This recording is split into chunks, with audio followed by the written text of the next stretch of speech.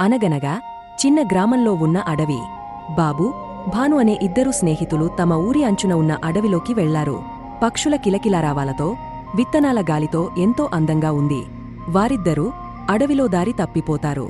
ఆ ఇద్దరు పిల్లలు ఒకచోట బంగారంలా మెరుస్తున్న తలుపుని చూస్తారు. ఆ తలుపు మీద ఒక మెరుస్తున్న చక్రముంటుంది. అది చాలా విచిత్రంగానూ మరియు మాయాజాలంలా కనిపిస్తుంది. పిల్లలు ఆ తలుపు తెరవటానికి చూస్తారు. తలుపు తెరుచుకుని పిల్లలు లోపల అడుగు పెడతారు.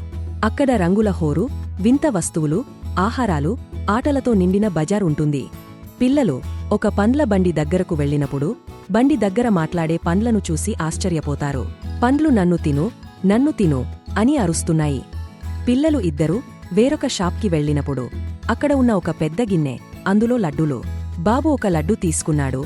మరికొన్ని లడ్డూలు వచ్చినవి. ఒక చీర దానంతటదే గాలిలో తిరుగుతూ బాబుని చుట్టుకుంటుంది. చీర తిరుగుతూ గాల్లో లేస్తోంది.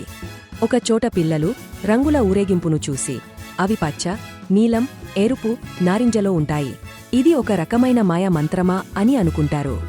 ఒక విచిత్రమైన మాంత్రికుడు పిల్లల దగ్గరికి వచ్చి ఏదో అమ్ముతున్నాడు.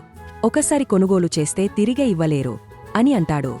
పిల్లలు ప్రవేశించవద్దు అనే బోర్డు ఉన్న తలుపు దగ్గరకు వెళతారు. కాని భాను తలుపును తాకింది. తలుపు ఒక్కసారిగా మెరిసింది. పిల్లలు తిరిగే ఇంటికి వచ్చిన తరువాత వారితో ఏదో ఒక మాయా వస్తువు వచ్చింది అనుకుంటారు. బాబు చేతిలో మాయా లడ్డు ప్రకాశిస్తూ ఉంటుంది.